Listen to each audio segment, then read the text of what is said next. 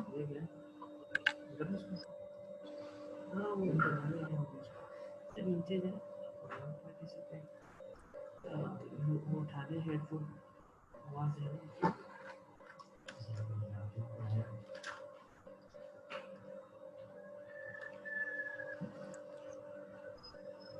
Hello hello good morning sir.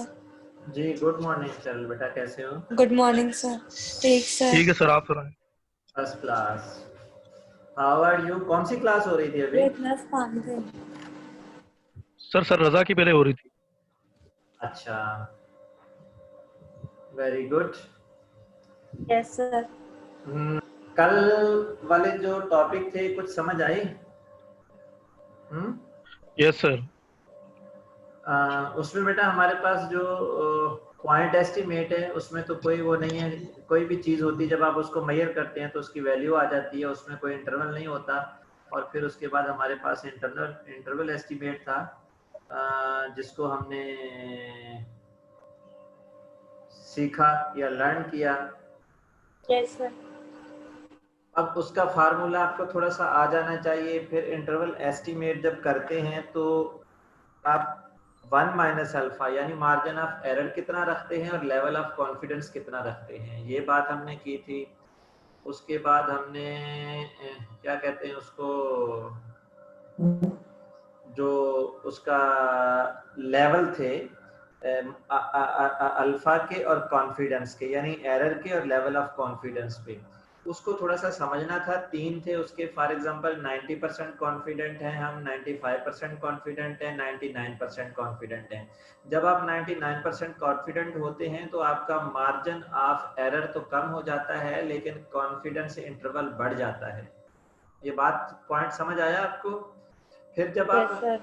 जब आप 95 रखते हैं तो आपका मार्जिन ऑफ एरर भी कम होता है और मार्जिन जो जो उसका इंटरवल जो होता है वो भी ज्यादा नहीं बढ़ा, कम होता है, यानी ये आइडियल है। इसी तरह से जब आप 90% कॉन्फिडेंस लेवल रखते हैं तो फिर आपका जो मार्जिन ऑफ एरर है वो 20% हो जाता है, बढ़ जाता है। और जो आपका कॉन्फिडेंस इंटरवल है वो कम हो जाता है, बहुत ही कम हो जाता है। ये इसके 3 पॉइंट्स थे, BCQs थे, जिसको हमें देखने की जरूरत थी, समझने की। ठीक है बेटा, मैं जरा थोड़ा सा ना आपसे स्क्रीन शेयर कर लूं। डॉक्टर मुबशर ने लेक्चर भिजवाया है हमारा हाइपोथेसिस का और टी टेस्ट का, तो एटलीस्ट कॉन्सेप्ट तो स्टडी हो, हमें पता हो कि हम क्या कर रहे हैं। ठीक है? Yes sir. एक सेकंड बेटा, मैं हमारा क्या था टी टेस्ट। अच्छा पहले आपको ये कॉन्सेप्ट दे देते हैं फिर देखते हैं। अच्छा जी, अब आता हूँ स्क्रीन शेयरिंग पे।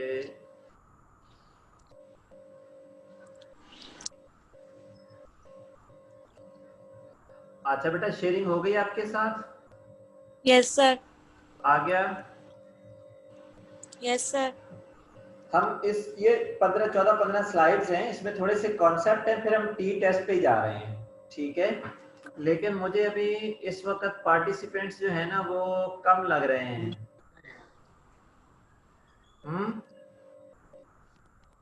ऐसा ही है ना अभी? कितने लोग फिर मिस करेंगे बेटा क्लास, फिर बाद में मुश्किल हो जाएगा। तो आप लोग रेडी हैं? Should we start? Yes sir.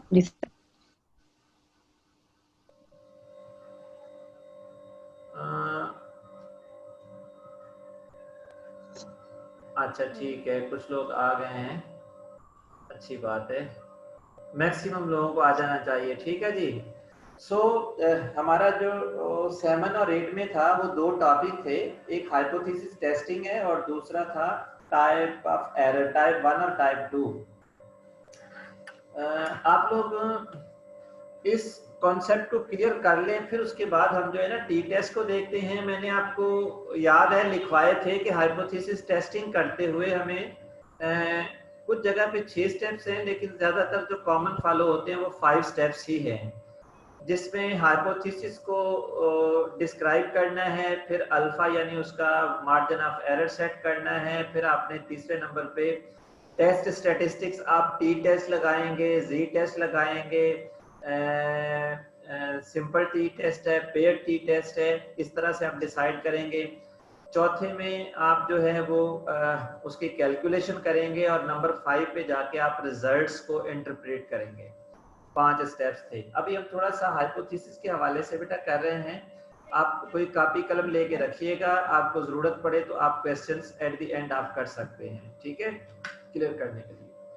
A hypothesis test is a statistical test that is used to determine whether there is enough evidence in a sample of data to infer, suppose or assume that a certain condition is true for the entire population. Hypothesis एक formal statement होती है बेटा, जो बनाई जाती है और उसकी बेस के ऊपर हम एक एविडेंस जनरेट करते हैं कि वो डेटा सेट जो है वो किसी खास पर्पस में वेदर उसकी स्टेटमेंट ट्रू हुई है या फॉल्स हुई है, ठीक है। A hypothesis test examines two opposing hypotheses about a population. अब इसमें दो हाइपोथेसिस हैं हमारे पास, one is null hypothesis and other is alternative hypothesis. Researchers typically examine a random sample from the population. If sample data are not consistent with the statistical hypothesis, the hypothesis is rejected. अगर आपका data random नहीं है, आपका जो sample है वो true sample नहीं है पॉपुलेशन से, तो आपका हाइपोथेसिस रिजेक्ट हो जाएगा। पहली बात तो ये कि हाइपोथेसिस क्या है, फॉर्मल स्टेटमेंट होती है, टेनेटिव, कोई ऑब्जर्वेशन बेस्ड होती है जिसको हम टेस्ट करते हैं, ठीक है जी। अच्छा, इसमें फिर हमारे पास दो स्टेटमेंट्स होती हैं, एक जो है वो सही होती है यानी, और दूसरी जो होती है वो फॉल्स होता है। एक को हम नल कहते हैं, दूसरे को हम फॉल्स कहते हैं, फॉल्स भी कह देते हैं, या नल अल्टरनेटिव। नल को हम डिनोट करते हैं H0 से और अल्टरनेटिव को हम करते हैं HA से। Statistical hypothesis are of two types, ये डिफरेंट टाइप्स हैं, लेकिन यहाँ पे हमने जो है ना दो रखे हैं रिसर्च पॉइंट ऑफ व्यू के हवाले से। Null hypothesis represents a hypothesis of chances basis. Alternative represents a hypothesis of observation which are influenced by some non-random cause. A statistical hypothesis is an assumption about a population which may or not be true. Hypothesis testing is a set of formal procedures used by statisticians to either accept or reject statistical hypothesis. अब इस दो में से, नल और alternative में से, जब हम टेस्ट करते हैं तो किसी एक को एक्सेप्ट कर लेते हैं। फॉर एग्जांपल, अगर हम नल को एक्सेप्ट कर लेंगे तो अल्टरनेटिव को रिजेक्ट कर देंगे, और अगर हम नल को रिजेक्ट करेंगे तो फिर हम अल्टरनेटिव को एक्सेप्ट कर लेंगे, सिलेक्ट करेंगे। यस, यानी हमारे पास जो रिसर्च हाइपोथेसिस हैं या जो स्टैटिस्टिकल हाइपोथेसिस हैं वो कितने हैं, दो हैं। One is null hypothesis and other is alternative hypothesis. Very good, ठीक है जी। yes sir. अब procedure of hypothesis testing, statisticians follow a formal process to determine whether to reject null hypothesis based on the sample data. This process called hypothesis testing consists of 4 steps. अब इन्होंने यहाँ पे 4 step लिखे हुए हैं, ठीक है। नंबर 1 है स्टेट द हाइपोथेसिस। आप हाइपोथेसिस नल को भी एक्सप्लेन कर देंगे और अल्टरनेटिव को भी एक्सप्लेन कर देंगे। फॉर एग्जांपल, मेरी ऑब्जर्वेशन है, मैं कहता हूं कि डायबिटीज जो है वो मोटापे की वजह से होती है। आप सुन रहे हैं ना? yes sir. yes sir. मैं ये एक हाइपोथेसिस की एग्जांपल दे रहा हूं। मैं कह रहा हूं बेटा कि जो Yes, डायबिटीज है वो किस वजह से होती है, ओबेसिटी से लिंक करती है। तो मैं स्टेटमेंट कैसे दूंगा, नल हाइपोथेसिस में जब स्टेट करूंगा तो मैं कहूंगा the diabetes is not caused by obesity. अच्छा, इसका मैं अल्टरनेटिव जब बनाऊंगा तो मैं कहूंगा diabetes is caused by obesity. obesity ठीक है, ये काजेस ऑफ डायबिटीज मेलाइटस, ठीक है जी, इज या आर नॉट डैश और उसमें होंगे। नल में हम कहेंगे कि नहीं है और अल्टरनेटिव में कहेंगे कि हम हैं। होंगे होंगे। ठीक है ना। अब ये हमारे पास आ गया नल और अल्टरनेटिव हाइपोथेसिस। अच्छा, इसमें जो स्टेप 2 दिया हुआ है वो है फार्मूलेट एन एनालिसिस प्लान। अब देखिए इसमें क्या है, the analysis plan describe how to use sample data to evaluate the null hypothesis. The evaluation often focus around a single test statistics.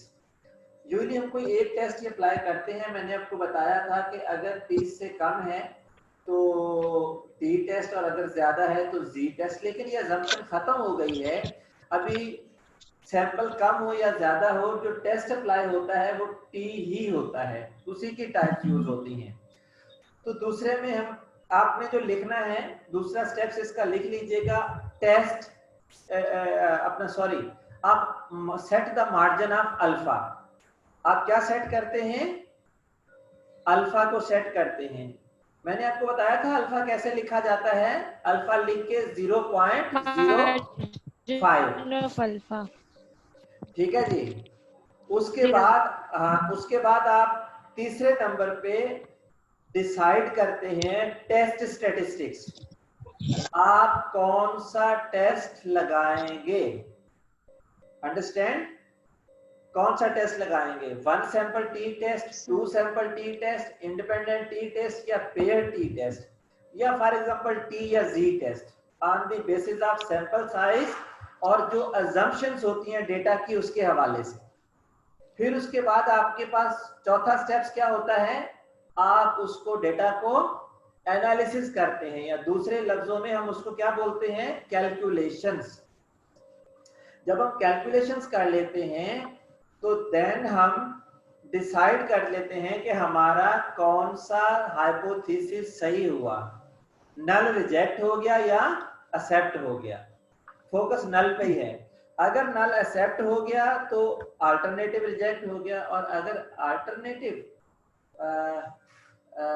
Sorry नल अगर रिजेक्ट हुआ तो फिर आपका अल्टरनेटिव एक्सेप्ट हो गया।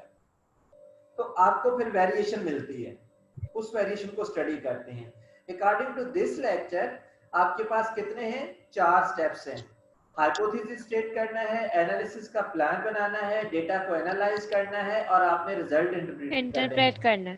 ठीक है, लेकिन मैं आपको बता रहा हूँ, आप उसको लिख लीजिए, आपके पास कॉपी होगी, ऐड कर दीजिएगा। स्टेट द हाइपोथेसिस, पहले आप हाइपोथेसिस बताएंगे, उसके आगे लिख लिया आपने 2 बताने हैं, नल और अल्टरनेटिव।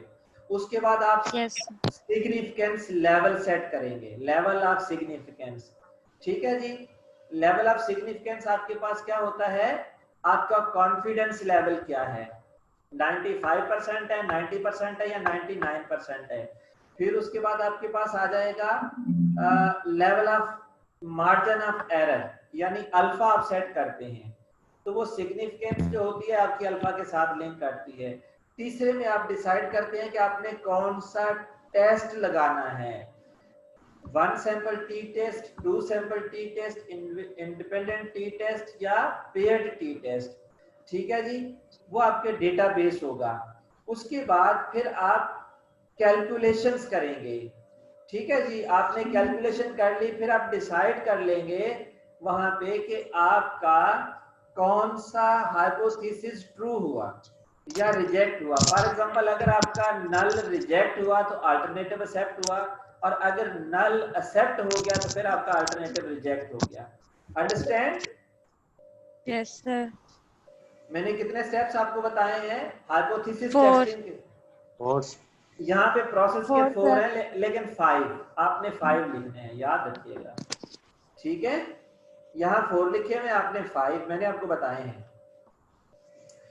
अच्छा, जब हम डिसीजन करते हैं तो बेटा इसके अंदर एरर होते हैं, वो जो हमने अल्फा की बात की थी ना, वो बेसिकली एरर होते हैं। तो 2 टाइप के एरर होते हैं, type 1 error. A type 1 error occurs when the researcher rejects a null hypothesis when it is true. Point समझ आया मेरा? Yes sir. हम इसको रिजेक्ट कर देते हैं जबकि ये क्या होता है, ट्रू होता है, हाँ, जबकि हमने इसको एक्सेप्ट करना होता है ट्रू होता है, ऐसा ही हुआ। Yes, sir. The probability of committing a type 1 error is called the significance level. अब देखिए, इसको मैंने आपको स्टेप में बताया था, अल्फा को क्या कहते हैं, सिग्निफिकेंस लेवल कहते हैं। This probability is also called alpha and is often denoted by alpha का साइन है ये आपका, ठीक है, दिस इज अल्फा साइन। तो टाइप 1 एरर क्या है, occurs when researcher rejects a null hypothesis when it is true। आप इसको नल हाइपोथेसिस को रिजेक्ट कर देते हैं जबकि ये सही होता है, आपने इसको एक्सेप्ट करना होता है, ठीक है। जब आप इसको रिजेक्ट करते हैं तो फिर आप किसको एक्सेप्ट कर लेते हैं, अल्टरनेटिव को, अल्टरनेट को। याद रखिएगा। दूसरा आ गया, the hypothesis test is structured so that type 1 errors are very unlikely, specifically the probability of type 1 error is equal to the alpha level। आगे चले। Yes, sir. Type 2 error. A type 2 error occurs when the researcher fails to reject a null hypothesis that is false। आप क्या कर देते हैं, आपने basically type 2 error तब होता है जब हमें क्या करना होता है, नल हाइपोथेसिस को क्या करना होता है, रिजेक्ट करना होता है। A type 2 error occurs when the researchers fail to reject a null hypothesis that is false। जब null hypothesis false होता है, हमें इसे रिजेक्ट करना होता है, ठीक है जी। तो हम क्या करते हैं, इसको रिजेक्ट नहीं करते, फेल हो जाते हैं, इसको एक्सेप्ट कर लेते हैं। The probability of committing a type 2 error is called beta and it is often denoted by beta sign। The probability of not committing a type 2 error is called the power of test। Type 2 errors are commonly the result of a very small treatment effect। Although the treatment does not have an effect, it is not a large enough to show up in the research study। अब समझ आई आपको type 2 error क्या है, बता सकते हैं कोई, बेटा कोई बता सकते हैं टाइप 2 एरर क्या है?